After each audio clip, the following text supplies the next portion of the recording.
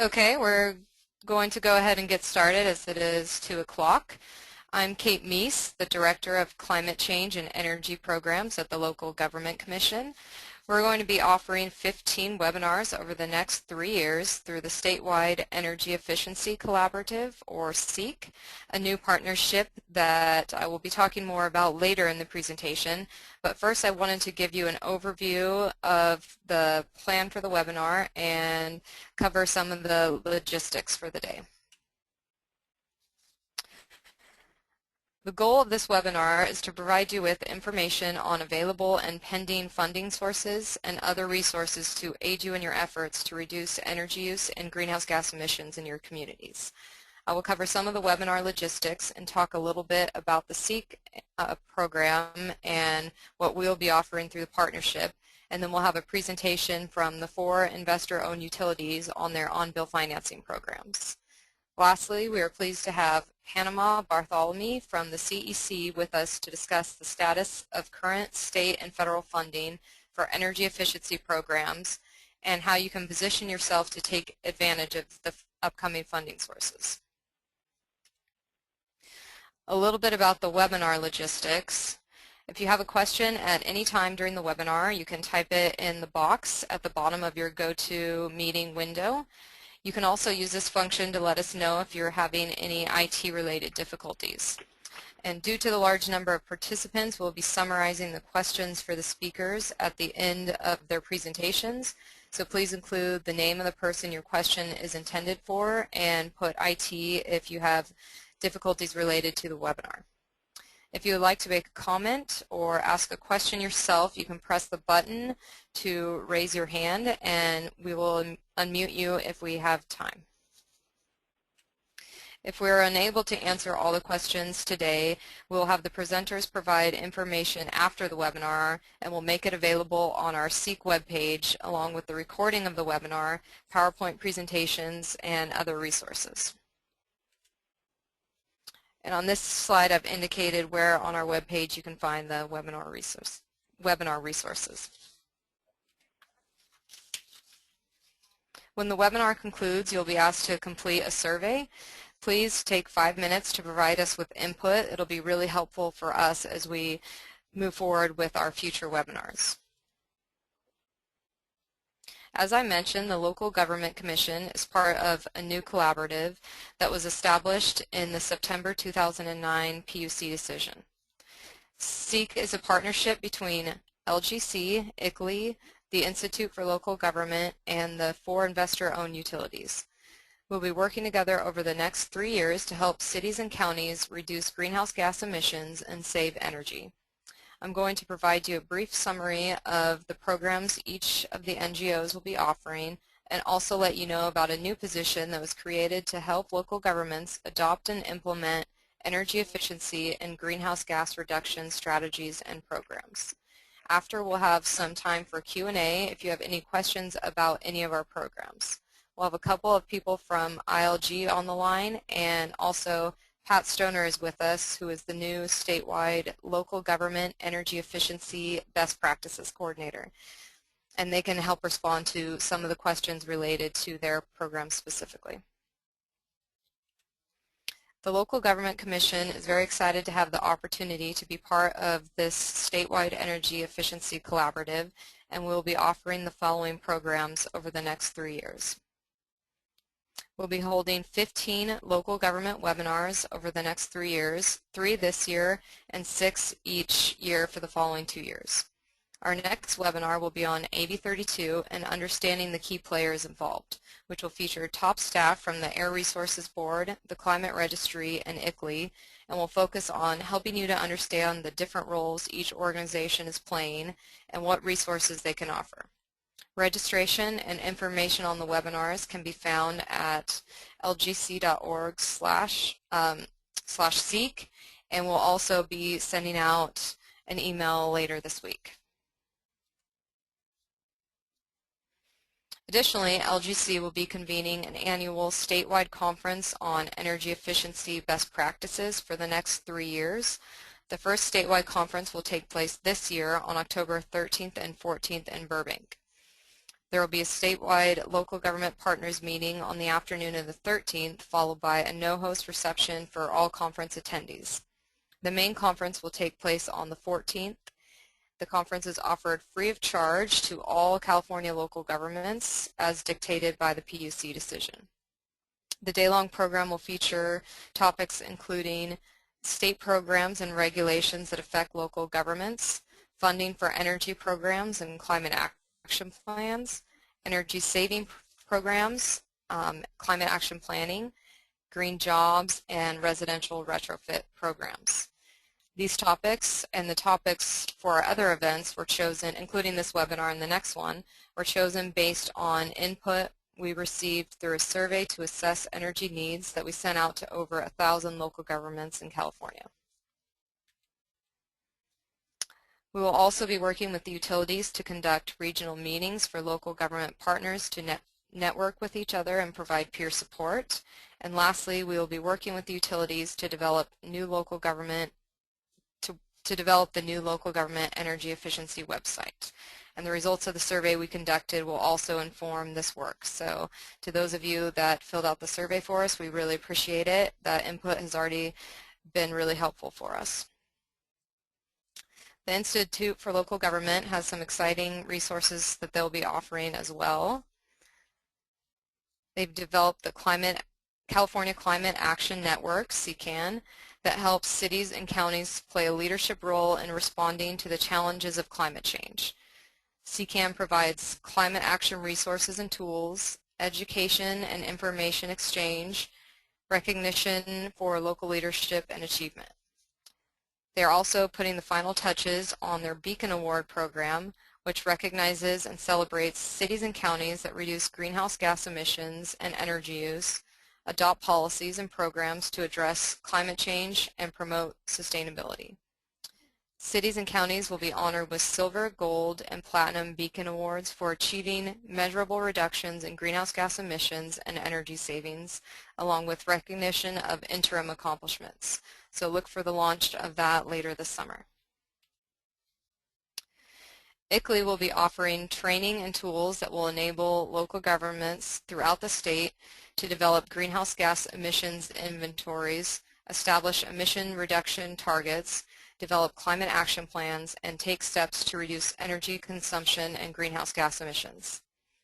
ICLEI will develop a suite of energy efficiency and greenhouse gas management tools that build on ICLEI's existing tools, guidance, and best practices to create up-to-date California-specific resources for local governments in the state. The resources will be developed around ICLEI's 5 milestones for climate mitigation, which provide a framework for analyzing greenhouse gas emissions, developing an emissions reduction target, developing and implementing a climate action plan, and monitoring implementation progress. The tools and resources will be distributed and disseminated through a SEEC project web portal. Finally, I wanted to mention a new position that was established in September 2009 in the PUC decision of September 2009. The position is to help local governments adopt and implement energy efficiency and greenhouse gas reduction strategies and programs. We're happy to have Pat Stoner in this position. He will be collecting and disseminating local government energy efficiency best practices and tracking the progress in meeting the goals of the California Long-Term Energy Efficiency Strategic Plan. Additionally, he will be the administrator for the local government pages for the new energy efficiency web portal that the PUC is developing. So if you have any questions about anything energy efficiency or climate change related, ask Pat. He's really good at finding the answer for you. If he doesn't know it himself, he can connect you with other local governments who are doing similar projects, and he has quite a network to do that with, so he's quite a resource. And Pat is going to act as our moderator for the webinar today, and will be summarizing your questions for our speakers. So in closing, I know we're all really excited to be working with you all for the next few years, and we're happy to take any questions you have at this time for either myself, Pat, or the folks at ILG. And you can go ahead and just type those in on the question panel portion.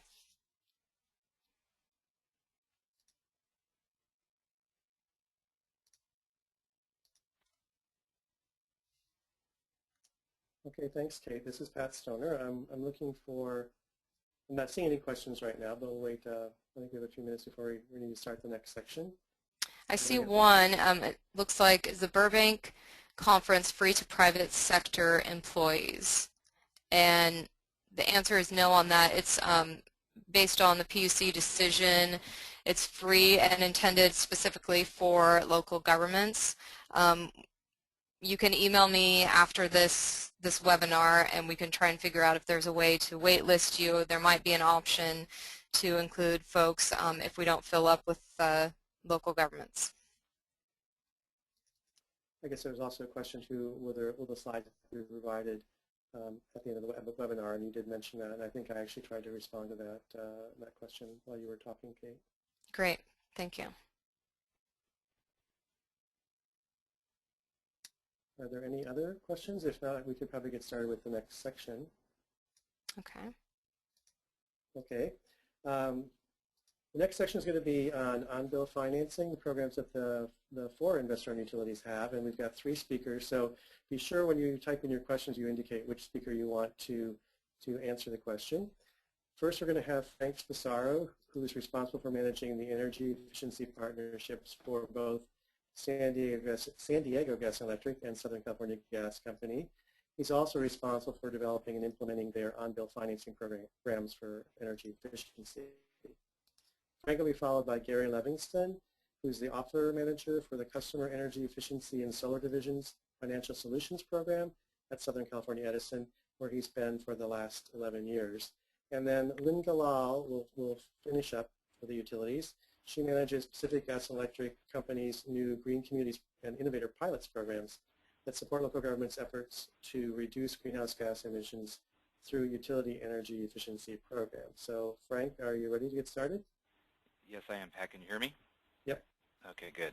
All right, is the slide up?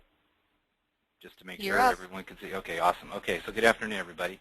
As Pat said, my name is Frank Spessaro. I'm the manager of the SDG&E and Southern California Gas local government partnership programs, as well as our on-bill financing programs. Our program has been on the street for a couple years now. So I'm basically going to take the lead for all the utilities because we actually have a program on the street right now. The other utilities are basing their program very much off of what we're doing at SDG&E, and they'll be following on the presentation to highlight their timing of their programs and whatever slight differences they may have in what we're actually rolling out at the moment.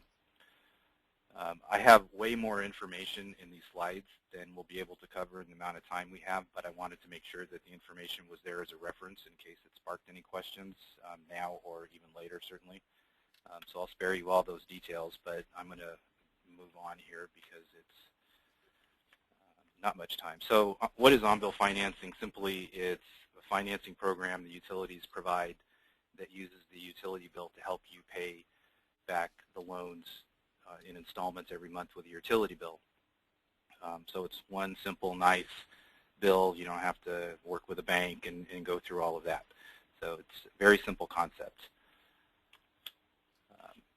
We did a bunch of research on what other utilities had done. A couple years ago, this was still a relatively new concept, but there's a growing number of folks doing them. They're very similar to the model that you'll be hearing me describe in a few moments. What I wanted to highlight on this slide, though, here is that one of the key issues we have in designing how our program works is to manage loan defaults and obviously minimize that as an overhead cost to our programs. So many of the design parameters are based on how we try to manage that. Offering a financing program in California, even if you're not a bank, still requires that you comply with the lending laws. So technically, I am a lender under the lending laws, both state and federal, but the key drivers are the ones that are in the state. And as a consequence, those laws also tend to drive how we set things up. There are a number of laws to follow here, so it's not a simple thing. One of the key points here would be how we design our credit check around the different things that we do and the implications that that has in terms of staying in compliance with the lending laws. as I often joke, I try to make sure that I do things so that I don't end up going to jail because of the lending laws. So, okay, so moving specifically into the design, the program is only available to businesses. We do not do consumer lending. There's huge differences in the lending laws in California and a bit more onerous to jump into the residential area, so we don't do that. We've basically broken the business category into two types. One's called taxpayer funded and the other would be all other businesses. I break it down a little more specifically here, but those are the two general areas. Taxpayer funded is where you guys would all be as local governments. The main difference and why you'll see differences in the parameters and eligibility requirements is that you're all not going anywhere in terms of you're pretty much established in the areas you're at, whereas a regular business, if you will, could move and has different implications for defaults. So we're a little bit more generous, if you will, in what we offer to local governments as a consequence to that as taxpayer or the broad taxpayer funded group. So key is that if to get a loan is that you're actually receiving or attaching yourself to one of our incentive or rebate programs. We do this because we need the energy efficiency savings, not to be a bank. We're not trying to compete with banks. So this isn't loans for anything other than energy efficiency. The basic concept of the payments and how we set up the loan installments is a bill neutral or better, so the savings pays for the loan installments. At the end of the term, your bill just goes down. You own the equipment immediately, though. The program parameter that's of most interest to folks is that it's 0% interest, pretty generous. They are unsecured loans, and they are also non-transferable. So at the end of the loan term, or during the loan term, if you decided you were going to close down the facility or whatever, the bill would be all due and payable at that time. The minimum loan is $5,000 for all of our loans, and that has to do with the consumer lending laws. The maximum for taxpayer funded is $250,000, and for all other businesses, it's $100,000. Again, it's included on the utility bill. And yes, if you end up not paying your bills, we can shut you off with a loan on there. So that's one thing to keep in mind. Additional eligibility rules. Key on here is that the maximum loan term is 10 years for taxpayer funded, so it's for quite a long loan term, as long as the measure life still fits within that term. Otherwise, that could cap the amount of time. It's 5 years for all of the businesses. Our credit check is rather simple. It's, in essence, basically says if you're a good utility paying customer, then we think you're a good risk under this loan. You can see the parameters as they're noted here. And we also require some sort of a pre and post inspection and an audit depending on what the kind of equipment is that we're looking at. We want to verify all of the information before we actually make the loans. I'm not going to go through this next series of slides, and it's the next several slides, and there's a whole bunch of steps here. But the point here is just to note that there are steps that need to be followed. We've done our best to try to keep it as simple as possible, but a loan is still a loan, and there are requirements that we need to all follow to protect ourselves. The key takeaway, I would say, from this series of slides is that it's just a good idea excuse me, to contact your utility first before you decide you're going to start a project where you think you might want to be accessing these kinds of loans, just to make sure that you're staying in tune with whatever the process would be. And that's one thing where you will see some differences in the utility, so you definitely will want to do that. Just to give you an idea, in San Diego and the gas company, we've got around $8 million in loans out the door, and probably about that much more in the works. So it's going like gangbusters. It's getting a lot of attention in San Diego in particular, where doing electric and gas together is more advantageous than one or the other on their own, particularly gas. Although SoCal Gas and Edison are definitely planning on working together to try and take advantage of that synergy. The next thing I wanted to point out, and this is a breakdown of the prior slide, the numbers may not exactly match, but the point here is that we have in fact loaned to a number of taxpayer-funded groups, a lot of schools, and more than a handful of local governments, as well as more than a handful of state projects. So I know there are issues sometimes in trying to sign our loan agreements and such, but it can be done. So we definitely will work with you if help you understand why we have what we have in our terms of our requirements. But it can be done with local government, so key point here. Next two slides are an example of how a project would work. This is a business customer of the gas company, an industrial type customer. But it basically just describes what a project would be and how the numbers would work out. It's pretty straightforward, simple payback kinds of calculations. This slide here are two examples of the local government projects that we've done. The first one being a lighting system upgrade at a municipal facility. The next one was a jail facility for a county. So two of the specific projects. Again, I won't go over the details, but you can get a sense of what kinds of things can be done. It's pretty broad. Lessons learned.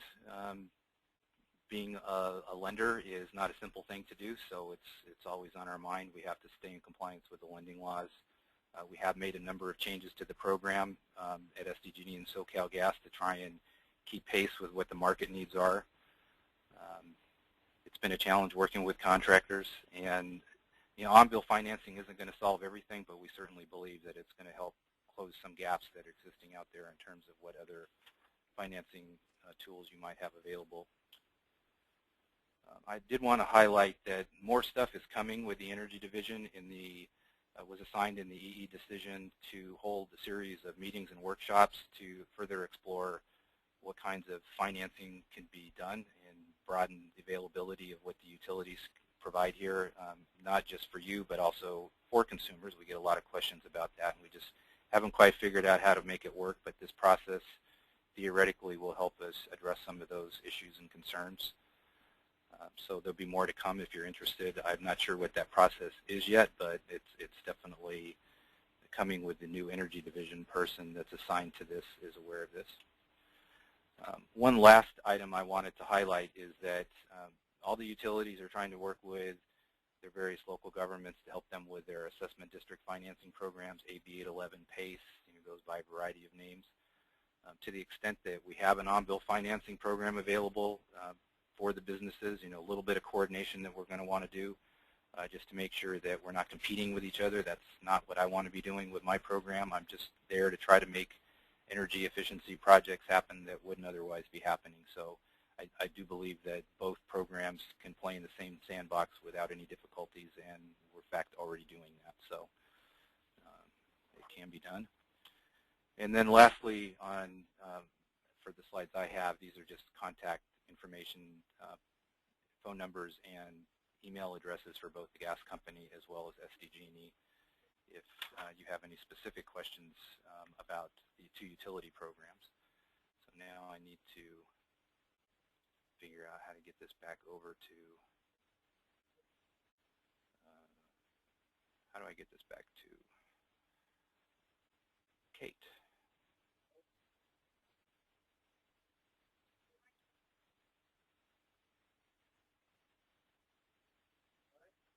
Okay, I think it's already, Gary, do you have the slides now? Let's see. Actually, first of all, can you hear me? Yes. Okay. And I see USC football back there, so I know it's your screen. Okay.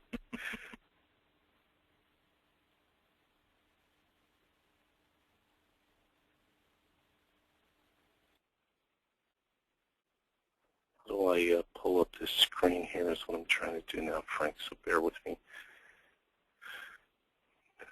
The beauty of technology, we even went through a mini run-through, folks, so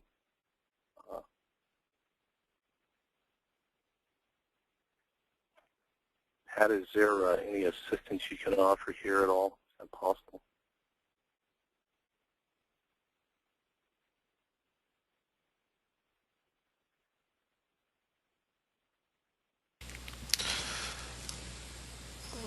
Gary, this is Tony. You should just be able to start your PowerPoint. Okay.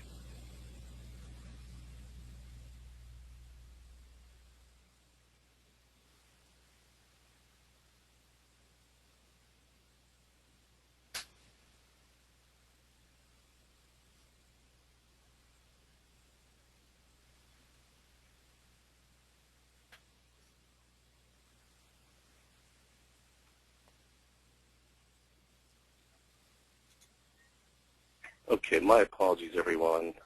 Just hit F5. F5.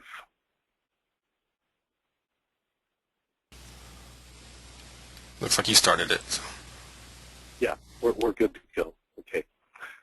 So excuse me, in designing the financial solutions program, let me first off explain what the financial solutions element is. We are, and how we filed our program with Commission, a non-resource program, obviously, that provides customers with additional options for financing their energy efficiency projects.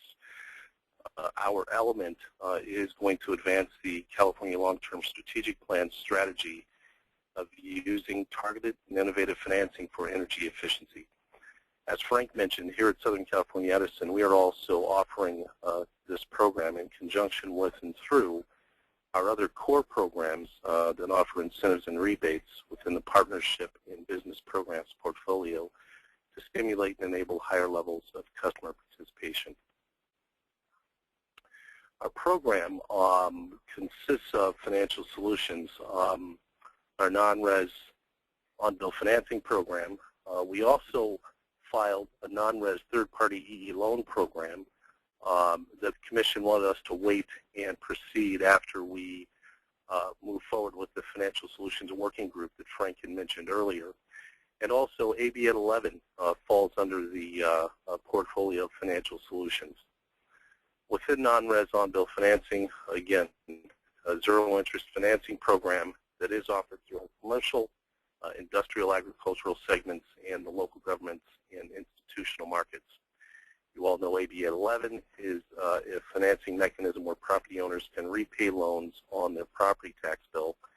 And again, as Frank mentioned in one of his later slides, that financial task force is going to consist of the IOUs, the local governments, building owners, to explore lending solutions. We're trying to determine the magnitude of investments that's needed here in the commercial sector and to identify methods to attract capital to expand all of the state's on-bill finance programs.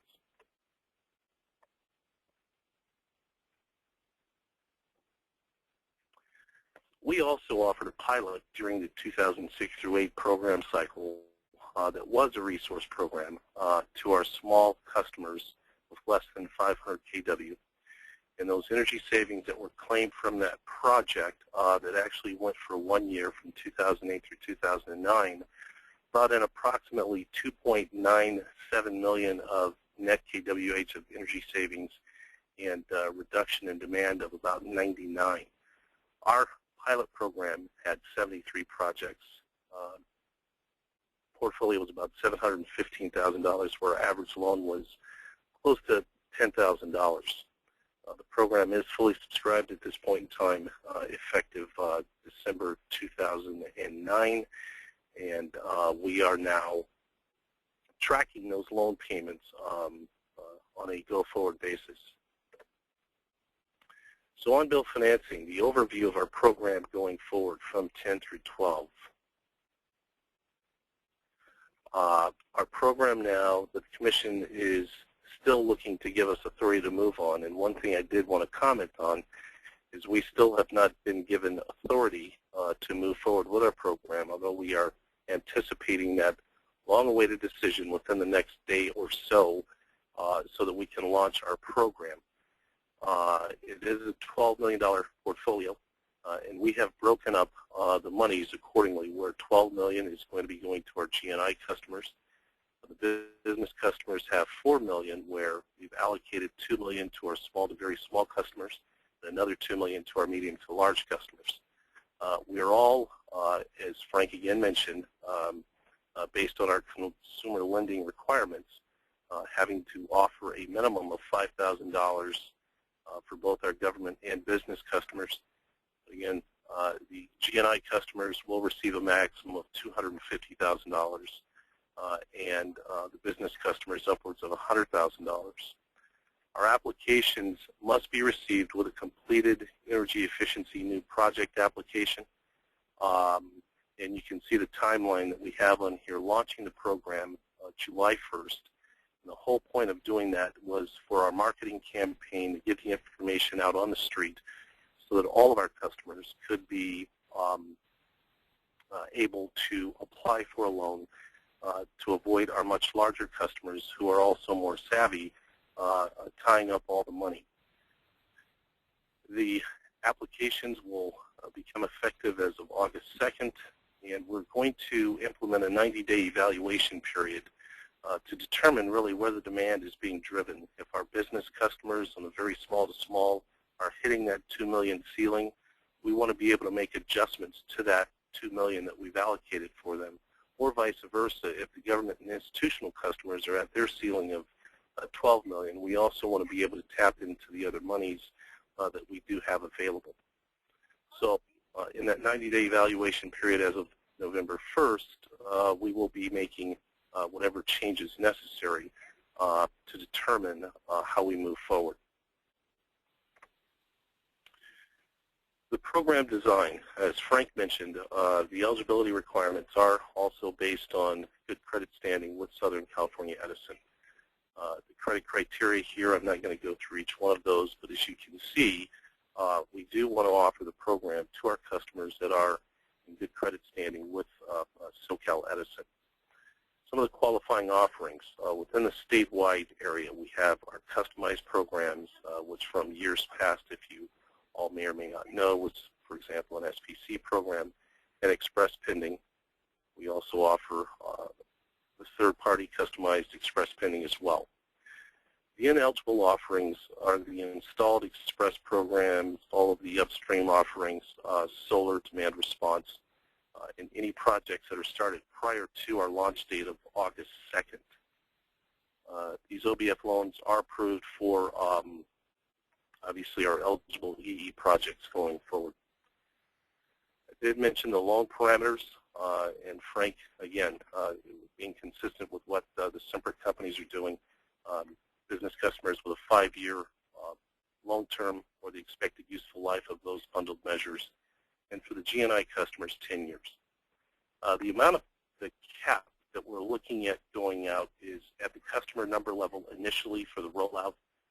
So the business customers can only max out at 100,000, and the GNI customers will be able to max out at 250,000. That could potentially be changing again after we go through our 90-day evaluation period. The maximum total funding is equal to the project costs minus the incentives, and the loan rates, again, as Frank mentioned, 0 interest, no fees, and the monthly loan payment is included on the utility bill and must pass a bill neutrality test. There is a very small print at the very bottom of this, and one thing I did want to point out is the PUC did recognize the importance of us infusing the marketplace with financing for our business customers, to the point to where they stated they wanted us to issue $1 million loans to our institutional customers for unique opportunities to capture large savings, and when all other terms have been met. During this 90-day period, we are going to be evaluating if, in fact, and how we are going to proceed with the $1 million loans that the PUC also said that we could do. What we have here now is looking at our reservation process, and as Frank mentioned, I don't want to go through each one of these, but just kind of various touch points with notifications that will be going out to the customer, who will be working very close with our delivery channel, our business customer division, and the account reps, who are copied on all of the customer communications. This cycle here really points out, if you will, how and when the monies are actually issued to the customer from the incentive and/or rebates, as well as the OBF loans, funds, and then ultimately within 30 days, the OBF line item shows up on your utility bill. Another one of the offerings under the umbrella of financial solutions was the non-res EE off-bill loan program, which is now going to be part of that financial solutions working group. This program that we submitted to the PUC is a third-party asset-based leasing where customers would be incurred with out-of-pocket expenses in excess of $25,000. The whole point of this program was to offer third-party lenders the opportunity to get involved within the energy efficiency industry and offer loans through third-party financing. We have a consultant that we're looking at helping us with benchmarking, reaching out to those third-party financing organizations and lenders, developing those relationships and building those relationships to assess the impact under different program design options, as well as developing some collateral material, and then ultimately developing the infrastructure and processes to define exactly how we can, in fact, put this program on the street. And with that in mind, I will turn it over to PG&E.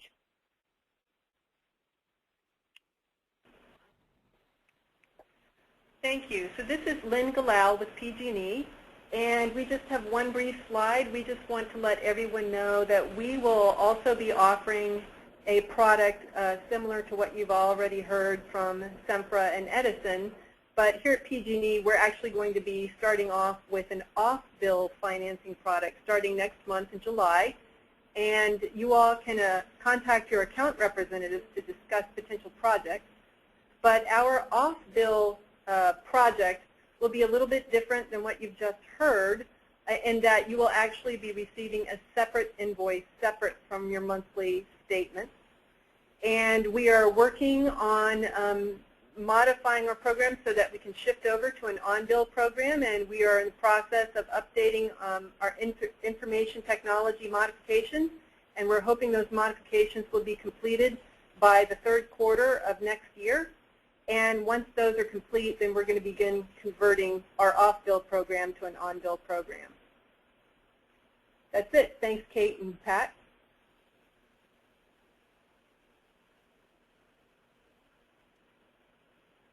Okay, thank you all. Can you all hear me now? When I saw a lot of comments saying that my voice was too low earlier. If it's too low again, let me know. There were a number of questions that came in, so that's really good. And I'll answer a couple myself because I know that you guys don't have to worry about this. A couple of people asked if these slides will be available, and yes, they will be available at the lgc.org/SEEC site, and Kate will be sending out an email about that, so that you'll be able to get these, download these slides, presentations. And also, someone asked if all the utilities were going to be offering these things, and yes, we've heard that from both Edison and the gas company. That was asked, or Edison and PG&E, and that was asked while Frank was doing his presentation. So I've got about 8 questions, and I think we have about 20 minutes because we ended a little bit early. So I'll start asking them, and then hopefully we'll get through as many as we can. And I believe any that aren't answered online will be answering by email later, or it will be posted on the website. So the first one, and Kate, I'm not sure if you want me to give people's names, so I will this first time, and you can send me an email if you want me to do that. But Julie Benavente asks, does on-bill financing allow the entity receiving the loan to use internal staff or its own contractor to do the work, or are there restrictions? And so I suppose that's open to any of the 3 panelists. This is Frank Spacero. Generally, the answer to that is no, but it sort of depends. So that's no, there are no restrictions? No, that the answer is no, that it usually doesn't qualify. I'm sorry. Okay. I heard the question wrong. I'm sorry. Yeah, it gets really dicey on trying to show what the costs are, but to the extent that we're usually working on the projects arm in arm on this, there may be some ways to work with it. So it really depends, I think, is the main answer, but you need to work with the utility. Okay. Okay, so the next question from Lynn Martinez, will on-bill financing be expanded to include residential customers? This is Frank again. It's possible. Part of the process I was referring to that the Energy Division will be leading here coming up, where there'll be a series of meetings and workshops probably to talk about this. Consumer lending has a couple of complications. One, the lending laws are quite a bit more onerous than they are for business lending, and is one reason why we didn't go there to start with. We didn't want to overwhelm ourselves with the laws. It's possible we can work through some of those, but there will be additional costs that everyone's going to have to accept as part of the process. Just banks don't have lots of people working for them without a reason. I mean, the laws are pretty intense. A related point there is that we have an exemption that we got with the Department of Corporations, who manages the lending laws in California, that has eliminated certain costs for us on the business side. They were very clear to us that if we wanted to go to the consumer side, that all of the deals that we have with them now are off the table and we'd have to start over. It doesn't mean that it isn't possible that we can still accomplish some of the same things, but there's just more to deal with on the lending law side. The second issue has to do with one of the points, if you recall, I mentioned is the program parameters are designed very much around trying to minimize defaults. Our goal is around a 2% default rate. Most of the programs, and not that there have been that many, but most programs target something in that range as an acceptable overhead to the program costs. A lot of concerns about moving into the consumer market when it comes to how you would design program parameters to minimize defaults into that range. Project paybacks are nowhere near what they are for business and government type projects, so the loan terms tend to be a lot longer. With all the recent issues that the mortgage markets have seen and such, there's certainly a lot of skepticism about how we would attach ourselves there and again try to get around any credit issues and managing defaults. Welcome to GoToWebinar, web events made easy. The key issues we'll need to be addressing, and maybe there are other solutions we haven't thought of, but that's sort of what's kept us from doing it now. The upcoming workshop should address it more. Okay, thanks, Frank. I'm going to try and skip around between the utilities because there were some for PG&E and there's also one I think is kind of Edison specific. Then we'll go back to the ones that were kind of for everybody. Jennifer Finnegan asks, I read how the maximum loan amount is going to be $1 million. Is this true, and how would I qualify? So I think, Gary, you kind of mentioned that that's looking potentially in the works for Edison. So you may want to start out, and then maybe Frank and Lynn can answer for the other two. Okay. I figured that would capture, excuse me, a lot of folks' attention. And yeah, the PUC did say that we, as utilities, the IOUs, may exceed the individual loan cap for institutional customers up to $1 million per facility. We are looking at what those parameters may or may not be. Obviously, as Frank mentioned, with our exemption that we have with the Department of Corporations, we have to be very cautious and mindful of what those exemptions require us to do. So we haven't determined what that criteria is yet, but in that first 90 days, we will be evaluating and trying to determine how we, or even if we will, be going down that road. Yeah, this is Frank. If I can just add to what Gary said, certainly the decision suggested that we could be going up to $1 million if we could figure out what the right criteria are to apply to loans of that magnitude. That's been the challenge, is trying to do that. Those are large, very large loans in one chunk and have significant default and cash flow implications to the way we manage the programs that we haven't been able to address. Actually, SEMPRA has submitted some questions to the Energy Division actually about how we might be able to work through some of these things. So it's possible we may, but we haven't figured out exactly what the right parameters are to establish loans of that magnitude. And this is, yeah, hi Pat, yeah, it's Lynn. And yes, here at PG&E we're also still evaluating that point as well. Okay, great. Okay, this is for PG&E. A couple of questions came in. First from Garrett Fitzgerald. Can PG&E offer any specifics regarding how their program will work? Will it have similar terms, minimum and maximum amounts, zero interest, be bill neutral, and so forth? Yes, yes. So this is Lynn again, and yes, ours is very similar to what Frank described for Southern California Gas and San Diego Gas and Electric, with zero interest loans with the minimum loan amount as well. Our terms will be very similar to what Frank has described. Okay. And then this is just a comment from Dana Boudreau. Historically, OBF has meant on-bill financing. Can we get another acronym for off-bill financing to reduce confusion? That's probably you, Lynn. I don't know if we've really thought about an acronym, but OFF also starts with O, so I don't know. I mean, I'm not sure that that's, I'm not sure that we're thought about whether or not we're going to change the name, but we're moving toward on-bill, so we'll probably call it OBF as well. Okay, thank you. Okay, so here's one from Paul Schilling. Does SMUD or other municipal utility districts do something similar? The only muni that I'm aware of that has any kind of on-bill financing program is SMUD, but I'm not familiar with where they're at lately. I know they had a program some time ago that I believe they had issues with, and then they developed a new one that I think has been doing well, but I can't recall what the parameters are of it and who it's targeted for. But there was one other muni that I know was working on one. I don't know that they actually ever got it on the street. I never heard officially. I think it was City of Palo Alto. Okay, so probably what people would need to do if you're in a municipal utility district, check with your own utility to see if they're going to be offering something like that. Okay, we keep getting more in, so that's really good. This is one that somebody asked and then said to recall it, but I think it's worth asking anyhow.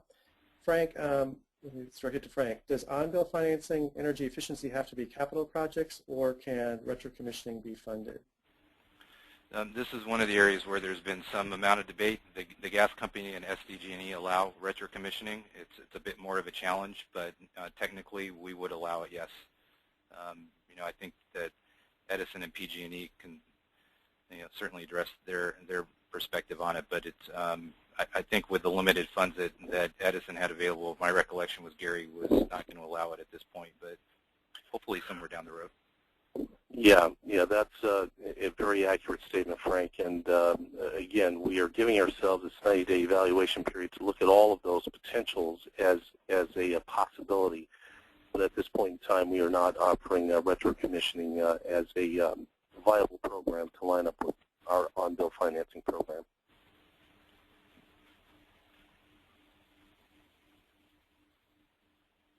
Okay. And Lynn, did you have a comment on that, or?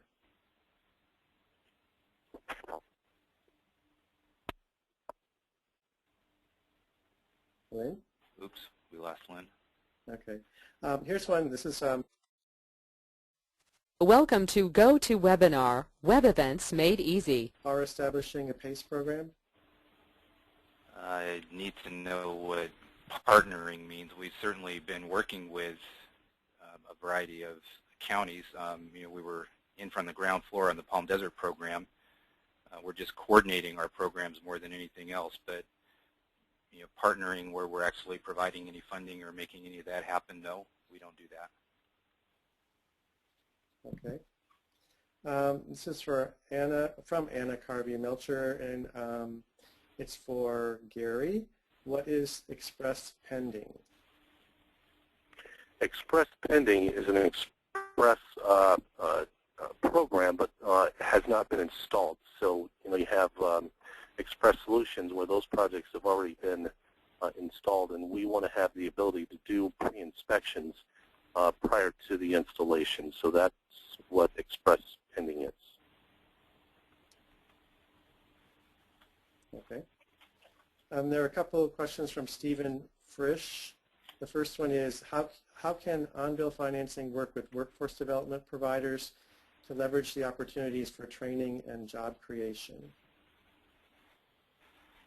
I have to admit that's a question I've never heard before. I'd probably want to explore a little bit more, but you know, generally what we're talking about here is a customer with a meter that, you know, they're paying a bill to the utility. So, you know, that's how we get on the bill, and that's how we're authorized to do what we're authorized to do. So I guess we'd need to figure out how we would attach ourselves to a bill in such a way that it's a program that the utilities are offering. I can't think of how we would do that structurally at the moment, but you know, certainly something I'd be willing to talk more about. Yeah, that might be a good one, Frank.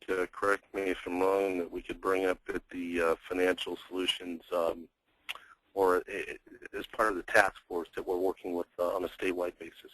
Mm-hmm. Mm-hmm. So, Okay. Great. And then the other one from Stephen is, can on-bill financing be used to redesign water systems to reduce energy use?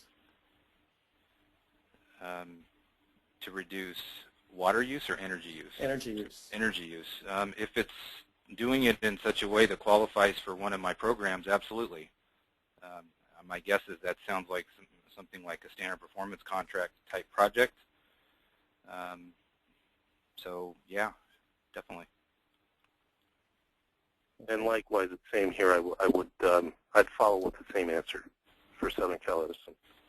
Okay. Lynn, are you back yet? Yeah, sorry, I'm muted in 2 locations. So yeah, if it is a project that's just one of our energy efficiency projects or demand response, then yes. If it falls outside of one of the types of programs that we currently offer, then no. Okay. Yeah, the key, I think, to this thing is that these programs have to be connected with the utility, or the utility programs in order to get the on-bill financing. So, okay, from Sherry Rudnick, how will it work if a business wants to use the on-bill program, but they do not own their own building? So is it same for the multifamily as well? Is there some agreement between the owner and the tenant? Okay, so this is starting to get into some complications. Technically, my program, I do my loan with the bill payer of record.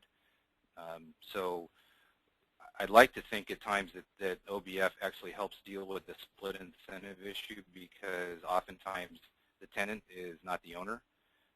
But if the tenant is the one paying the bill and the tenant is the one that's got to deal with whatever vendor installer that's doing the project, and the project qualifies for one of my programs and it meets all the other parameters, you know, the tenant has been there for at least 2 years and, you know, is a good bill paying customer, et cetera, absolutely, it can be done. And the same for Southern California Edison as well. Okay. And the same would apply for PG&E as well. Okay. Thank you. Okay. This is from Benjamin Peters. Who is part of the Financial Solutions Working Group, and is it open to the public? That's a Gary question. It is open to the public, to my knowledge, and what the PUC has stated would be is building owners, contractors, the IOUs, lending institutions. Now, that being the case, we still don't have a specific date. I thought, and we'll have to confirm, that we were planning on starting this around the September timeframe. So, is it open to the public in that regard? Yes. So I hope that answers the question. So it's open to the public, but somebody needs to ask to be on the committee? Yes, that's correct, Pat. Okay. Okay. This is from Carrie Ann Hewitt. Gary, have you been working specifically with the California First program to make sure marketing and training correlate? And California First is the statewide PACE effort. Well, first and foremost, we've been trying to develop our program so that we can launch and market the program accordingly. We are looking at all potential avenues for marketing the program effective July 1st. Specifically, California First, not worked with them directly, although the marketing campaign will be inclusive of all of our business customers here in the Southern California Edison service territory. Okay. If I could try to answer that, yeah, go ahead. The gas company and SDG&E, not as part of on-bill financing per se, but as part of the local government partnership effort and what's going on with the whole house retrofit program, we're absolutely trying to do everything we can to coordinate our marketing and such between the HERC committees and the local activities that are going on. That's a huge amount of effort that's currently happening. And I know Edison's involved because I'm dealing with Edison folks that are working on that. So. Okay, great. Absolutely. In fact, that was brought up this morning, Frank, in another meeting I was at up in Ventura. So, and that is the whole house program. So, yeah. Okay. Here's another one from Garrett Fitzgerald. For the programs currently in operation, can you estimate average % energy savings resulting from projects that are being supported by on-bill financing in combination with other rebates? What assumptions can we make about the amount of savings these programs are likely to achieve? That's a good question, but I don't have a specific answer. My goal in life with on-bill financing is if the project qualifies for one of our incentive or rebate programs and it then meets my simple payback requirements and, of course, the credit and the other things, that's all I really need to make sure is the case. It's already a measure or set of measures that qualify for a program. You know, if you look at the fact that we're looking at maximum 5-year paybacks for regular businesses and max 10-year for taxpayer-funded, you know, I mean, I guess you can kind of back into what some of the numbers might be, but I don't have specific numbers available to highlight that. Okay. And I'm thinking that Edison, the gas, and the PG&E are just too new to know something like that anyway. So. Okay. This is from Jacob Nabe. Under which category would a BID district or other quasi-governmental organization qualify? I'm assuming that's under commercial or government. BID being a business improvement district, is that? Yeah. My guess is that they would be what we call taxpayer funded, but we probably have to look at the specifics. Okay. And this is from Garrett again. What is the minimum size required for a multifamily residential property to participate in these programs? I'm assuming that's number of units as opposed to dollar size, because we know that. Yeah, okay. So an interesting part of the business lending laws in California is that if in a multifamily project, if the owner of the facility does not live on site, then it's considered a business under the lending laws. This is why I use the phrase business lending laws and consumer lending laws, because we often call multifamily residential. So there's this one ability with the way the lending laws are such that technically qualifies as a business. The one thing that we have to be careful with is that we will only provide loans for the business aspect of the operation. So we don't cross the threshold and touch into consumer stuff. So in other words, the common areas are typically what we look at. We've done a little bit of homeowner association stuff that technically qualifies as business, where it's been the lighting typically that you might get in the common area stuff. So, but we don't cross the threshold as part of a multifamily project. Okay, great. I don't see any more. Oh, here's one more. Okay, this is from Dana Boudreau. Frank, any thoughts on how quickly the current round of funds will be fully subscribed? That answer is going to vary. I actually don't have a cap of funds available for SDG&E or Southern California Gas. That said, the pace that I'm spending money in San Diego is causing me a little bit of concern that I'm just, I want to verify the impacts to rates, because the ratepayers are the ones that are covering all of this. So we're double checking where all of that is headed at the moment, but there's no cap for loans at SDG&E or SoCal Gas. As long as it qualifies for an energy efficiency rebate or incentive and I'm getting credit for the savings and I've got the goals that I've got, I'm going to be pushing that, I've got this tool to help make projects happen. Mm-hmm. And I saw, it's kind of interesting, the question that was posed to Frank. I think it was more for PG&E and or Southern California Edison. With our $16 million that we do have available in our portfolio, we are, anticipating that the funds could be out within the first month, 3 months, 6 months. We are very conscientious about, how much we do have in our portfolio, because we do not have an unlimited amount of money as the Semper companies do. It's just going to depend on the demand. And this is Lynn with PG&E. We have $18.5 million that we'll be allocating to these types of loans this cycle. And once those funds have been allocated, then we will place all additional applications in a queue.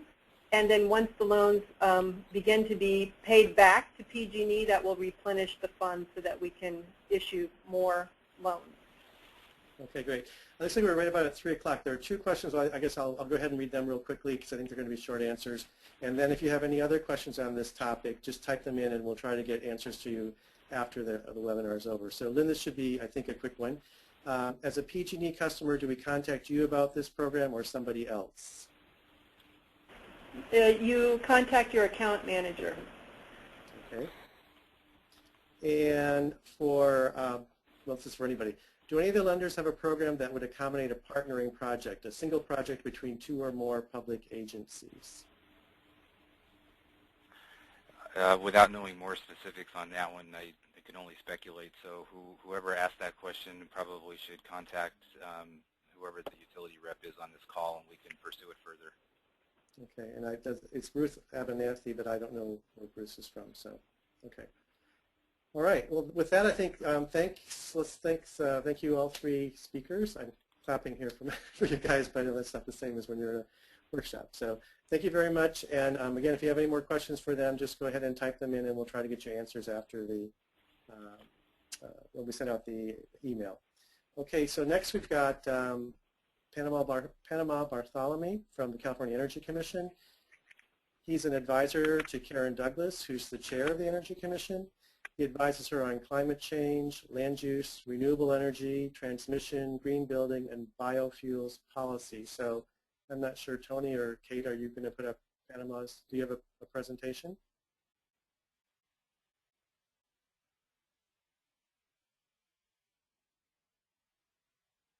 Hello?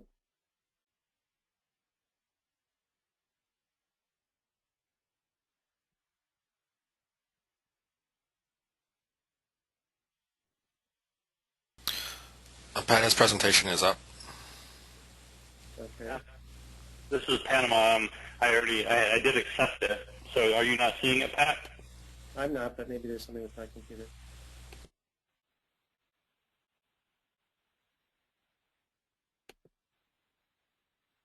If other people are seeing it, go ahead and start. Okay. Are other folks seeing it, those that are unmuted? Yes, they see it. Okay. Great. Well, I'm just going to go ahead, if that's all right with you, Pat. Yeah, go ahead. Thanks for having me, folks. This is Panama Bartholomew with the California Energy Commission, and I really appreciate the opportunity to talk to you all today.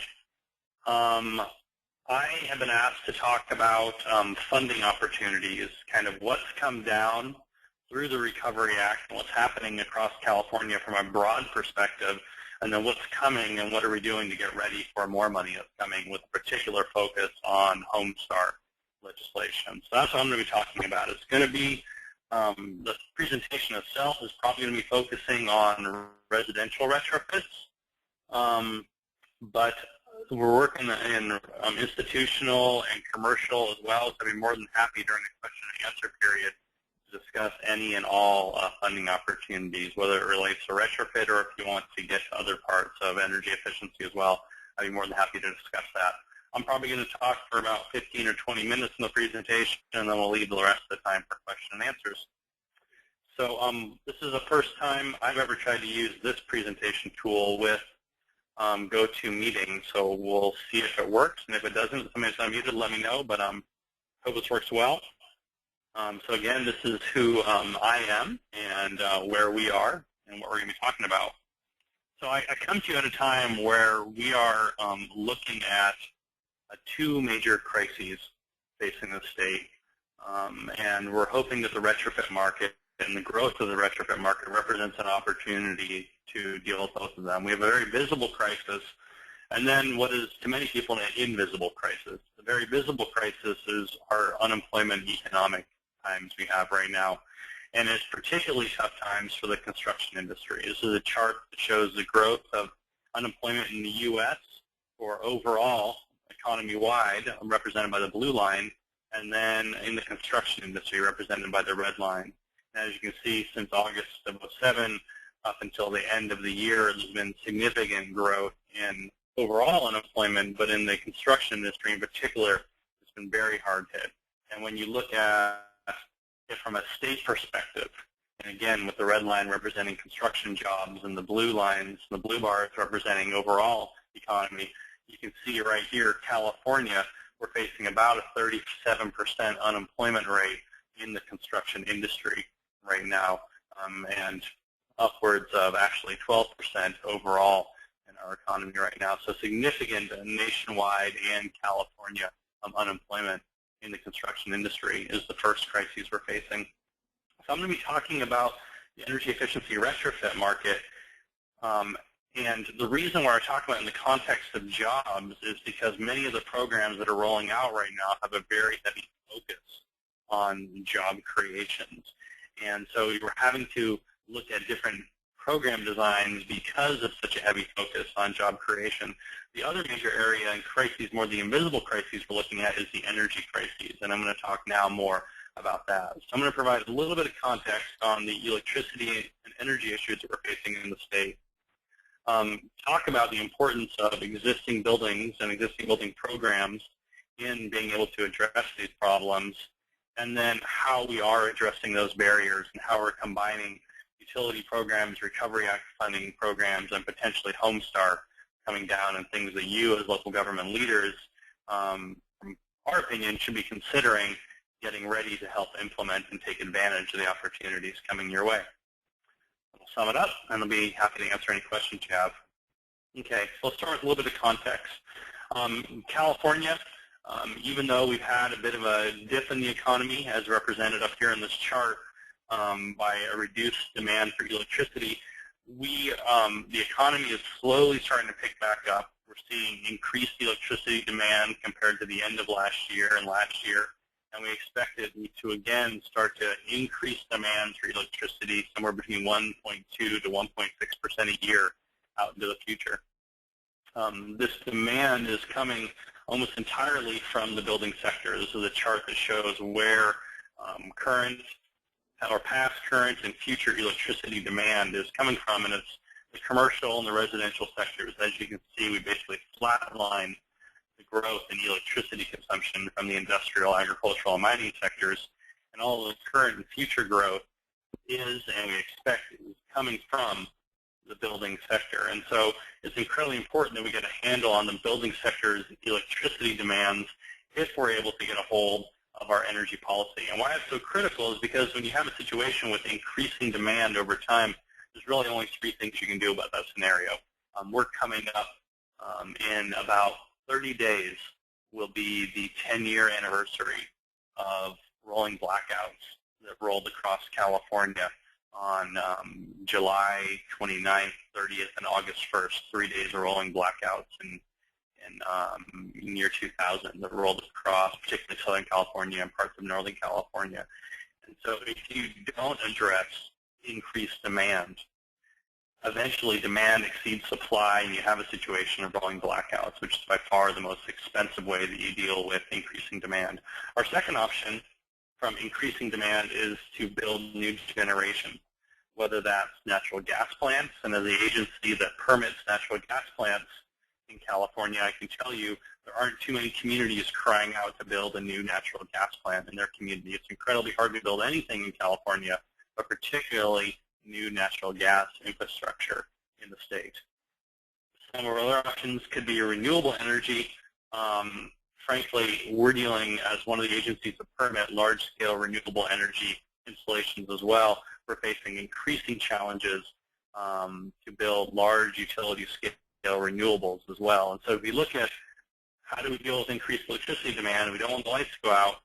If building new generation is tough in California, what that leaves us with is really the third option, and that is finding a way to start reducing demand. And when you look at our opportunities to deal with increasing demand of electricity, you can see this chart shows the levelized cost of building out resources to provide new electricity. And if you look at this, this is a 20-year cost of these resources. And if you look at this, cost per kilowatt hour, efficiency coming in at just over $2 a kilowatt hour to build in an efficiency measure and then maintain it for 20 years is far cheaper than any of these other resources that we could potentially build to meet that increased electricity demand. And so efficiency from an investment standpoint is by far the cheapest for all of us as ratepayers and citizens here in California. And so the state has some very aggressive goals around energy efficiency.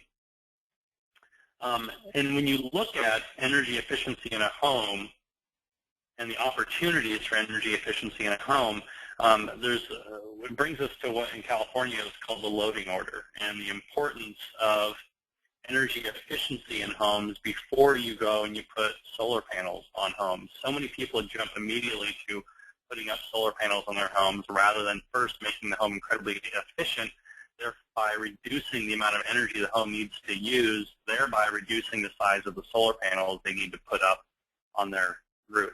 And so, for instance, if we look at an average home in coastal California, it was built in 1958, about 2,200 square feet. You can see they spend a little over $1,000 a year on electricity, a little over $1,000 a year on gas. And you can see no insulation on the floor, no insulation in the walls. Their ducts leak at about 25%. And you look at how to improve the living environment of that home. And we're looking at two options here. One, you can do it in energy efficiency retrofit. And you can see the work scope over here. We seal the ducts, we do air sealing, we put in insulation and lighting retrofit. We reduce electricity consumption by about 25%. We reduce natural gas consumption by 54%, and we provide a much better living environment. We're sealing up the house, reducing drafts, really improving the environment within the home and reducing the energy bill by 40%. Alternatively, we could have the same reduction in overall energy bills, again 40%, all through putting a 3.5 kilowatt solar PV array up on that roof. And we'll have a 73% reduction in electricity, won't touch the natural gas, really doesn't make for a better living environment. We don't fix any of the drafts, any of the leaks, we don't fix any of the air quality issues, but we still have the 40% reduction in energy bills. And so when we look at the comparison of the solar retrofit compared to the energy efficiency retrofit right here, we have the same annual savings over the year, about $825, as we're reducing our energy bill by 40%. But you look at the total cost and the simple payback, and you can see that from a payback perspective, the energy efficiency retrofit pays back almost 60% faster than the solar electric, and it's far cheaper as well to go with the energy efficiency retrofit. And so as we're working through the rest of the presentation, you'll see that what we've tried to do with the Recovery Act funds that the Energy Commission has put out, and trying to work with you folks in local government, helping you roll out financing districts and local government residential retrofit programs, is making sure that the loading order is implicit within the program, and so that we're helping people make choices that are best for their homes and best for their living environments and their energy bills. So let's talk about existing buildings and the challenges and opportunities in California. About 3/4 of our residential units in California, about 9 million homes in California, were built before we had an energy code. About half of our commercial building space, just over 5 billion square feet, was built before we had an energy code here in the state of California. And that's not to say that all the buildings built from 1978 on to now are real wonders of innovation themselves. There's amazing opportunity for retrofits to take place in buildings built since we had an energy code as well. And when you talk about green jobs, and I'm not quite sure what a green job is, but what I do know is that there's an amazing opportunity within the buildings represented on this screen right here. There's an amazing opportunity for this to be one of the major workplaces of the clean energy economy, and to provide people with good paying jobs, helping them rebuild their communities, making better living environments for our citizens, and reducing their monthly costs. And when you look at homes built in California and the different years they were built and the energy consumption of those homes, this is a chart that shows the energy use from water heating, space cooling, and space heating in homes built from the before 1970s and earlier compared to homes built under more recent energy code updates. And you can see that our energy policies in California have had a dramatic impact on energy consumption. And in fact, we've been able to avoid billions of dollars of construction of new power plants through our energy efficiency policies. And that's all been focused on new construction, though. We haven't even begun to address the existing building opportunities. So we have just now started recently, the Energy Commission and the Public Utilities Commission jointly a couple of years ago adopted some very ambitious goals for existing buildings, that 25% of all existing homes will have at least a 70% decrease in purchase energy from 2008 by 2020, and that 75% of all single-family homes in California will be retrofitted to have at least a 30% reduction in energy. That's through a combination of energy efficiency, demand response, and energy efficiency measures. As you can see from the screen, 100% of all the multifamily by 2020 will be retrofitted. And the commercial space, by 2030, half of all of the existing commercial buildings in the state will be retrofitted down to a net zero energy, meaning they produce as much energy as they consume over the year. We and the Public Utilities Commission have committed to helping to invest billions of dollars into businesses, building owners, to really make the case and to change the business practices to allow us to make this happen. And this webinar series the Local Government Commission is putting on is a piece of that education program to start to help people figure out how we're going to meet these ambitious goals. But if you're going to be able to meet those goals, you have to design programs that directly address the major market barriers. And I just want to talk about 3 of those major market barriers we're facing in the residential market right now, and the kinds of programs that we're working with utilities, Public Utilities Commission, local governments, and helping them overcome. Probably the #1 major barrier that we're suffering from, all of us are suffering from across the country right now, is a significant lack of cash. And you can just feel it in our communities. Our credit market is completely frozen up, and the terms for people to be able to bring financing to bear on their homes or commercial buildings just aren't attractive right now to make energy efficiency and renewable energy upgrades.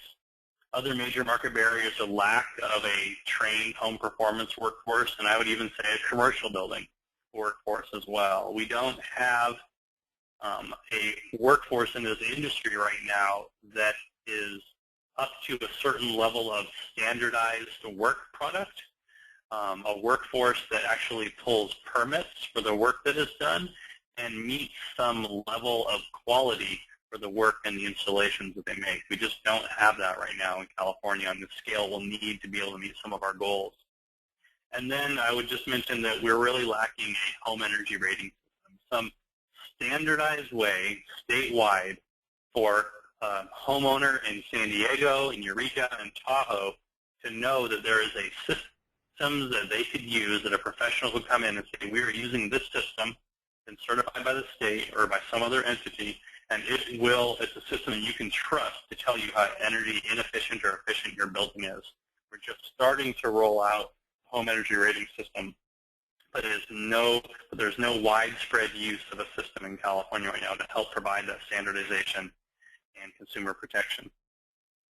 So how are we dealing with some of these barriers and the programs that are coming up? I want to talk about the Home Star program and give you some background on that, since that's a major player in our thinking right now. And even though this is not legislation that is passed yet, it's having a significant impact on some of our planning for the current programs that we're rolling out and the utilities we're rolling out. The Home Star program is fundamentally a jobs program, and so it fundamentally has a program design that pushes you towards as many jobs as possible. It's focused on, as the name would suggest, home energy retrofits. It's going to be about $6 billion. This bill has already passed the House of Representatives back in April. It was reintroduced in the Senate in May, and sometime this week it will be folded into the small business jobs bill package that is moving through the Senate. There's basically a month between now and when this Congress will stop all activity and focus entirely on re-elections. And it's over the next month that we'll see whether or not Homestar will really come to pass. I just want to give you some background on what Homestar is so you're prepared for it, and thinking about it as you're designing residential retrofit programs within your communities. As you can see from the screen, there's a goal of about 3.3 million homes to be retrofitted, a significant amount of jobs, and the positive benefits that could come from that. If you want to follow along with any of this, with the Homestar and the movement through Congress, the best resource is Efficiency First. They're a trade association of home performance contractors. EfficiencyFirst.org. Sign up on their listserv. They'll send you regular updates on the bill and its movement through the Senate. The Homestar has two major components. There's a prescriptive path and a performance path. I'll talk about both. The prescriptive path is called the Silver Star approach, and that's a smaller rebate level, up to $1,500 of a rebate per measure for a total project cost not to exceed $3,000 or 50% of the project cost, whichever is less. You can see the eligible measures that will be funded under this legislation as it's currently written right now is up here on the screen. And in order for you, according to the statute, to be a qualified contractor to take part in this activity, you're going to have to be a licensed contractor in California. You're going to have to carry $1 million in general liability coverage and be willing to warranty the work for 1 year after completion. So that's what's going to be necessary in order for somebody to offer Silver Star services of up to $3,000 for a project for direct eligible measures up to $1,500 per measure. This part of the bill is being pushed incredibly hard by a big box retail, Home Depot, Lowe's, other folks like that. They're already ramping up to put in place their own kind of Best Buy's Geek Squads type of a business model where they're going to be using their contractors to be doing a ton of this work. And so you may want to consider them as a program partner within your communities. That may be a potential model for local governments to look at, is partnering with the big box and their contractors. The second part of the bill is the Gold Star, or the performance approach. And it's called the performance approach because the rebate that's given for a home energy retrofit under this approach is based on the performance of the building after the retrofit is done, and you get a higher rebate depending on how much better the home performs. So if the home is retrofitted and it's a 20% reduction in energy consumption, you get $3,000 for that first 20%. For every 5% of additional energy savings above and beyond 20% is up to $1,000 for each additional 5%, up to $8,000 per home, or half the cost of a project. So if the project's $16,000, it'll pay $8,000 for a reduction of 45% of the energy consumption pre-retrofit. So it's a performance-based approach, up to $8,000 per house. In California, you're going to have to use the Home Energy Rating System, or HERS rating system, to be able to do the test in and the test out for the Gold Star approach. And so if you're looking as a local government to be designing a home energy retrofit program or taking part in one here in California, you've got to become very familiar with the HERS program. We're going to be approving one HERS provider, one of the 3 statewide HERS providers in July, the second one probably in August.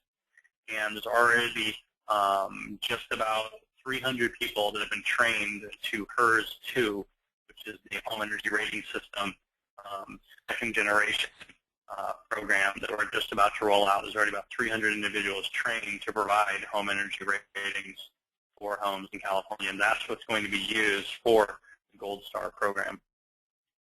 In order to be an eligible contractor for Gold Star approach, for the higher rebate, you need to meet all the qualifications that you had to meet for Silver Star, but then above and beyond that, you also have to be accredited by the Building Performance Institute or another organization named in the bill.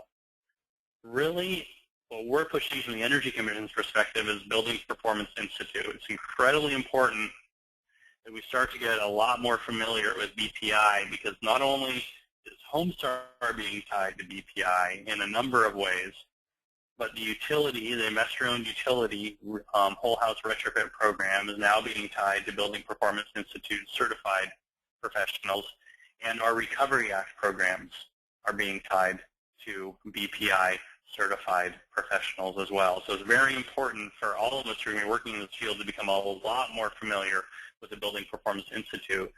And I just want to put a plug out there on July 1st, the Energy Commission is going to be co-hosting a webinar with the Building Performance Institute to give background on accreditation and becoming Gold Star ready through BPI accreditation. We're going to be holding a webinar on July 1st, and you can find out more information on the Energy Commission's website.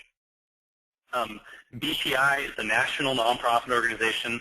The whole concept of BPI is they want there to be certain standards, certain quality standards for home energy retrofit work that's done across the nation. That a wall installation will be done the same in California as it's done in New York, and will be done to the same level and same standard of quality. They certify professionals that test and that they can meet certain levels of quality, and then they accredit businesses that commit to certain levels of quality assurance. There's significant benefit to accredited contractors under BPI, under Homestar, in the quality assurance program. A key part of Homestar is the quality assurance program. 20% of all the Silver Star jobs are going to be checked by a quality assurance agent. 15% of all the Gold Star jobs are going to be checked by a quality assurance agent as identified under Homestar. If a company doing work under Gold Star has 100% of their workforce certified under BPI or NATE or the laborers, then the quality assurance on their jobs is cut down to only 10% of their jobs. So it's a significant opportunity for someone to provide some real market differentiation for their business compared to their competitor if they go through BPI certification or one of the other certifications you see up on the screen and certify their workforce. There's going to be a huge demand for BPI training and BPI accreditation and certification coming up if Homestar passes. With the realization that the Utility and the Recovery Act programs are also going to be tied to it, there's already a significant ramp-up of this training and the certification accreditation going on in California right now.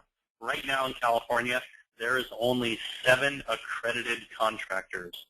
So there's only 7 contractors in California that are eligible for the Gold Star program here in the state right now. And there's a large effort underway to get more and more contracts eligible for this so that California can get its fair share of these funds. Homestar is a first-come, first-served program. California doesn't get a certain cut based on population. We don't get a certain appropriation. It's first-come, first-served. Those states that are better prepared with a workforce that's ready and a program implementation plan nearly ready or in place are the ones that are going to be able to best take advantage of this. The Silver Star program lasts for 1 year. The Gold Star program lasts for 2 years, and the program goes into effect as soon as the President's pen leaves the paper. The very next day this program goes into effect. And so it's incredibly important that we're working together to prepare the marketplace and prepare all of our programs to take advantage of this opportunity if it comes. Just to sum up, about $6 billion, anywhere from $3,000 to $8,000 per home, or half the cost of the retrofit. Absolutely need to become more familiar with BPI and HERS as we move forward with this. You've heard a little bit today about the utility programs, or quite a bit this morning, or earlier in the call about the utility programs. For the residential program, the utility programs, they're going to offer anywhere from 1/4 to 1/3 of the cost of a home energy retrofit through the whole house energy retrofit program that the investor-owned utilities are rolling out, and the SMUD is rolling out a very similar program as well. And so you have a situation where if Homestar passes, and when the utility programs roll out in the September, October timeframe, you could have a situation where 3/4 of a home energy retrofit are paid for through a federal utility rebate. And that leaves us with the last quarter, which can be paid for through any number of financing options, but the one that we're very excited about right now is property assessed clean energy financing. Some of you folks may be very familiar with this, just really briefly for those that aren't. Property assessed clean energy financing uses a infrastructure financing method that's been commonly used in California for almost a century, where a group of citizens within neighborhoods pool their money together to be able to finance the construction of a school or street lights or other infrastructure within their community. This tool has now been expanded to be used for energy efficiency retrofits and renewable energy retrofits on private property, on commercial buildings or homes. Local jurisdictions can create a voluntary opt-in assessment district where homeowners or commercial building owners can voluntarily take on an assessment on their property. That assessment can be used for energy efficiency, renewable energy, and water efficiency measures depending on the jurisdiction, and then it is repaid with your property taxes rather than repaid to any kind of bank or on a monthly schedule. It's repaid with your property taxes. They amortize the cost of the project over your mortgage, over the term of your mortgage, or the term of the product you installed, whichever takes less time. Right now in California, every major metropolitan area is developing a PACE district, including the 4 major metropolitan areas within the state. And as far as we can tell, by the third quarter, at the end of the third quarter of this year, over 28 million Californians are going to have access to PACE financing, providing a significant opportunity for energy efficiency, renewable energy, and water efficiency retrofits. So add that all up, and what do we have? We have half of the cost of a home energy retrofit by the end of the third quarter if Homestar passes, funded through Homestar, a quarter through utility, and the last quarter having financing for about 3/4 of the state's population through PACE financing at 7 to 9% interest. Amazing opportunity for job creation, home energy retrofits, and energy efficiency, renewable energy installations. From a state perspective, though, it's definitely a little scary because, frankly, we're not ready for this right now. There is a flood of money coming our way, and it is, and we have a number of market barriers that we need to address to get ready for this. Luckily, we are relying on Congress here, so the tidal wave is frozen a bit, and we have a little bit of time to have webinars like this and to have meetings and summits to talk about how we're going to work together to develop the solutions to these major market barriers. Fundamentally, what we're talking about is building a new sector here in California, a sector relying upon small businesses. And so it's incredibly important for us to be thinking about new economic development strategies that we can put in place to help these small businesses build up. How do we educate the contractor class about BPI and HERS? How do we help them find bridge funding so that when all of these programs roll out and they're having to take on the debt, waiting for these rebates to come in, that they're going to have low interest financing that they're going to be able to use to be able to make them survive onto the next job? And how are we going to help them get through the maze of all of the new tax credit the Obama administration is handing down to small businesses? If you're rolling out a program at a local government level, you've got to be thinking about how we can be helping small businesses navigate this complex maze. The workforce training piece is absolutely critical. We've invested just over $20 million of Recovery Act money of our own. We've combined it with almost as much money from other state agencies, and then it's been matched by local governments, workforce investment boards, and community colleges across California to roll out comprehensive training opportunities. Many of your communities probably have these training programs going on right now within your communities, but we are working as close as possible with the workforce development community to get BPI, HERS, home performance contracting training going on in community colleges and workforce investment boards across the state for out-of-work workers and incumbent workers as well. And then the last thing I would mention is something that you folks, I hope that you can use this as homework. The Temporary Assistance for Needy Families Program, TANF, in California, commonly referred to as CalWorks. Under the Recovery Act, it offered the use of TANF funds to be used for wage subsidization. It could subsidize the wages of a new hire up to 80% of the wages for up to 6 months. It's up to each county to decide how they want to use their TANF funds and whether or not they want to use this. What we hear from contractors is that they want to be providing on-the-job training to any new hire. and that wage subsidization, such as is available under TANF/CalWorks, is exactly the kind of program that will help them bring in new workers where they would only have to pay for 20% of the wages. They can train them, try them out. If they like them, keep them. This is a program that will allow them to do this. There is $600 million of unused TANF funds in California right now sitting in county social services departments. This is the eligible use, and I highly recommend you go back to your county social services department and find out if there's unused CalWorks TANF funds that can be used for wage subsidization. This is one of the critical missing gaps in the workforce training community right now in California in this field. So just to sum up, a huge amount of demand coming in this area. In order to be prepared, highly recommend that you learn about BPI accreditation. Please join us on July 1st for our webinar. Absolutely, I've got to become familiar with HERS 2 and keep up with the machinations around HERS 2. The small business development centers can play a critical role in helping local governments, and the very successful models that we're seeing of local governments rolling out residential retrofit programs are the ones that are bringing in the resources that are already out there to help small businesses, such as small business development centers within our communities and our community colleges. And then absolutely finding ways to work with your local PACE administrators and your workforce investment boards to be able to start that career ladder of individuals that are getting trained with this Free Recovery Act money to get BCI accredited and HERS trained, and bringing them along into the wage subsidization program out into employment. So just to finish up right here, I've never found a better metaphor for life than the Wizard of Oz, frankly. Very much feels like we're at this part of the movie. You know, finally we can see this green city out on the horizon, and finally some of the financing opportunities, some of the public policy, some of the program designs are coming together, and with the political will to bring into focus this beautiful vision out on the horizon. But this is also the part of the movie where the flying monkeys show up.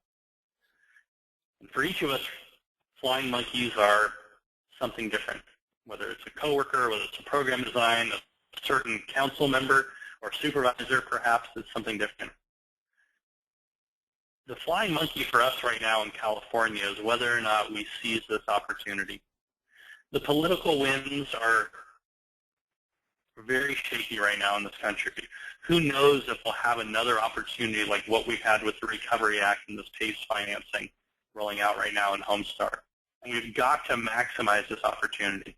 We have an opportunity to build an American-based sector here in the state that provides good jobs, rebuilds communities, and helps lower utility bills and monthly costs for our homeowners and commercial building owners or citizens here in this state. And if we miss this opportunity, we're going to look back at this as one of our greatest disappointments over the last decade, that we had this money, we had this will, we had the opportunity, and we missed it. So I really want to thank the Local Government Commission and the folks on this call for having this and being here, because one of the ways that we seize this opportunity is engaging in these conversations and discussions so that we all know what's going on and we're all on the same page to make sure that we really do build this Emerald City here in the Golden State. So thank you very much for your time and attention. Hopefully the presentation technology worked for all of you. I'm more than happy to always talk to you via email or over the phone about your programs, your ideas, any questions you might have, and me helping you find technical answers from our staff and the like. I'm more than happy. And I think we now have some time for questions as well. So thank you very much for your time and attention. I'm open to questions at this point. Okay. Well, thanks, Panama. You always have great presentations, lots of information and or lots of inspiration. So one thing, I think I've already sent an email to my kind of energy network about the July 1 webinar, but if you could send me information, I'll do that again today or tomorrow. Okay, so we've got at least 3 questions here, and if you have any other questions, type them in while I'm asking these first ones. This is from Stephen Frisch. Will contractors be required to pay prevailing wage? And we think this would be a good thing for the Homestar program. Right now, there's explicit language that there would not be prevailing wage requirements or Buy America requirements under Homestar. Okay. So it's not required. Okay, so then this is another one from Lindsay Taggart. To be eligible for Gold Star rebates, contractors must be trained in both BPI standards and HERS 2. So there are two different providers, certifications, accreditations. Is that correct? So that's one potential model. I'm just going to go back over here. In order to be eligible for Gold Star, you as a contractor, they're going to have to meet these requirements. If you also want to do the test in and the test out as a contractor, then you would want to have somebody certified as a HERS rater or a HERS home performance contractor. You don't have to do that in your firm. Another model would be you hire an outside firm to do that test in and test out for you as well. So one model is absolutely you get one of your own, you yourself or one of your guys or gals get certified, or you could hire somebody else to do that for you as two potential models. Okay, great. And there are a couple of questions on the CalWORKS program. First, what's it called again exactly? Sure. So the federal program is called the Temporary Assistance for Needy Families, or TANF, T-A-N-F. And it's a long-standing program that came about under the Clinton era of welfare reform, and it provides a lot of money to states and to counties for welfare programs and welfare to work programs. Under the Recovery Act, it received a significant bump of funding, and it also allowed for a number of new uses, including wage subsidization. And so the wage subsidization piece is one of the things that the funding can be used for. The money goes down to, in every county it's slightly different who runs it. In some counties it's the Workforce Investment Board, in some counties it's the Department of Social Services. That's generally how it runs. And in California, it's routed through the state's Department of Social Services and given the new name of CalWORKS. And it goes out to the departments or the WIBs as the CalWORKS program. And so I've been going across the state talking about this, and there's been a lot of confusion on it because every county calls it something slightly different. Some county departments absolutely are like, oh yeah, that's the CalWORKS program, or some understand TANF. Some don't even know TANF. All they know is the CalWORKS description. And so you're just going to have to do a little bit of digging on your own if you're interested in working on this program. Some counties like San Francisco and LA have done incredibly well with this program, and they've, I believe, maxed out their money.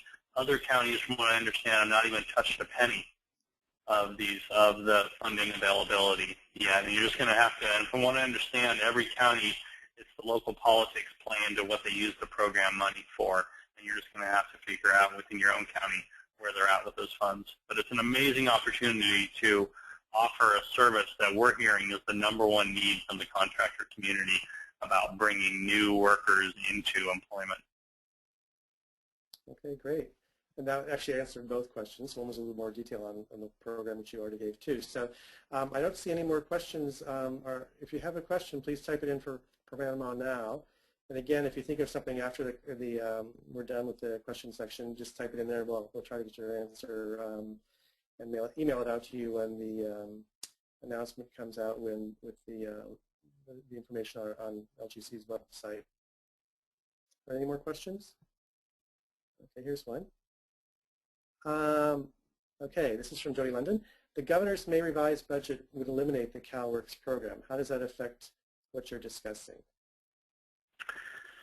So the CalWORKS program that it's eliminating will not be touching this piece of it. We're going to have to come up with a new name for this pass-through, this federal pass-through. So at this point it's called CalWORKS. What it's going to be called if CalWORKS is eliminated as called for in the governor's budget, we'll have to figure out another name for it. But it's a federal pass-through of money, so I highly doubt that the state would be turning away federal funds. Okay, great. Any other questions? Okay, here's one. To clarify, this is from Benjamin Peters, to clarify, the 7 contractors in the state are the only people who are both HERS 2 and BPI certified? No, when I said the 7 contractors in the state, what I was referring to is those are the people that are BPI accredited. And so BPI, and so those are the ones that are eligible to do the Gold Star work. Right here, Gold Star, where you need to be accredited by the Building Performance Institute. And so what that means is that Building Performance Institute certifies individuals and accredits businesses. So, for instance, they offer 11 certifications. A certification could be a BPI building analyst, meaning you know how to go in and analyze a building and see where the problems are and where the opportunities are. You pass a test in the classroom, you pass a test in the field, you're then certified. Or you could be an envelope specialist, be certified as that. So your specialty is installing insulation correctly in walls. You could be a heating, air conditioning specialist certification. Those are the kind of individual certifications the Building Performance Institute provides. Business accreditation is something different. You're accrediting a business. A business commits to always providing a certain standard of service and commits to quality assurance checks from BPI. So BPI will actually send out quality assurance agents to check a certain percentage of accredited contractors' work. And so those accredited contractors, basically they need to commit to that quality assurance, and they have to have at least 2 certified individuals on their staff. At least a building analyst certified individual, and then one of the other 10 certifications on their staff. So if they're an air conditioning company, they're probably going to have a building analyst certified individual and an air conditioning certified individual. If they do wall insulation, they'll have a building analyst certification certified individual, and they'll have a envelope specialist individual. And so, and it can be the same person. The same person can have both of the certifications. So the accredited contractor for Gold Star, the only requirement is under BPI. It's not the HERS. HERS 2 is what we'll be using in California to test how good the retrofit was and how much energy consumption was reduced in that home based upon the retrofit, thereby telling us how much of a rebate the home is eligible for under Gold Star. Okay, great. So there are 7 companies that are accredited by BPI. Is that what you're saying? Exactly. Yeah, right now. Okay, good. Here's from Amelia Schmally, looks like. Accredited, question mark. We've met with one local contractor that has some of the individual certifications. Perhaps as a local government, we can help him become accredited? Absolutely. So that's what the July 1st webinar is all about. Right now, there's about 1,000 contractors statewide that are registered to be on there. What that is all about is basically, you're absolutely right, there's about, last check I heard, there's about 250 businesses in California that have the certified individuals. They just haven't gone through the paperwork to become accredited and made some of the changes in their business plan to be accredited. And so what I would recommend is working with BPI, getting them to come out and having local seminars for contractors, and so you can be telling them how to become accredited, how to take the next step to be accredited. It is so critical, if Homestar passes, that we do this. We absolutely need more accredited contractors in California for us to be able to get our fair share or more than our fair share of the Homestar money. So I think that's a great role that local governments can play as helping contractors within your community become eligible for this higher rebate program, absolutely. So I highly recommend you. Yes? Do you know how long it takes to get accredited? 2 days. It's paperwork. It's paperwork and commitment. I mean, it depends. If you're already certified, then it's incredibly quick. It's paperwork. You pay a $1,500 fee that can be spread out over a time frame, and as the paperwork gets filed, with BPI, and they have a very quick turnaround time. So it's very quick on the accreditation side. The training and the certification can take longer. Okay. Well, I think we're at 3:50 now, and I have to give it back to Kate. So thanks, Panama. And again, if you have any more questions for him, please just type them in, and we'll try to get those answers out to everybody later. So Kate, it's back to you.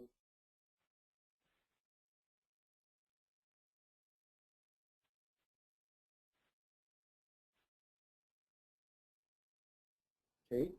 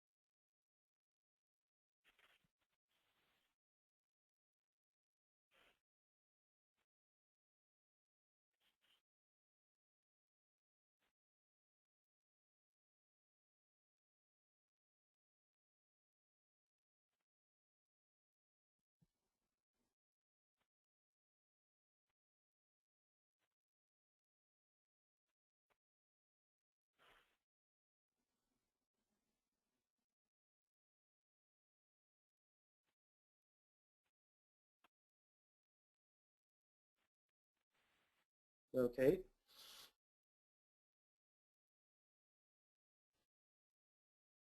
So Pat, this is Panama. I can still hear you. Yeah, okay. Well, I don't know. Kate was supposed to come back on. I know that she's going to be sending out a survey about this particular webinar and maybe what you want to be doing in the future.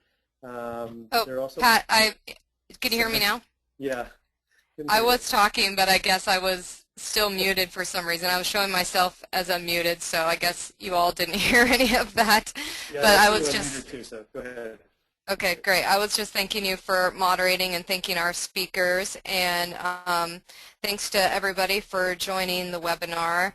And we hope that you'll be able to join us on our next webinar, which is August 17th from 2 to 4 p.m.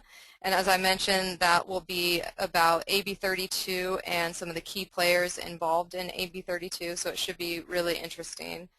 And as I previously mentioned, we will be doing a survey. As you go to log out of the webinar, you'll be prompted to take the survey. There's 8 questions, so it should only take about 5 minutes. And we really appreciate any time you can spend on that and any input you could provide, which will definitely enhance our future events. So again, if you have any additional questions that we didn't get to cover during this webinar, please follow up with the individual speakers or with me, and we'll make sure that any of your questions get answered. So thanks again to everybody, and this concludes the webinar.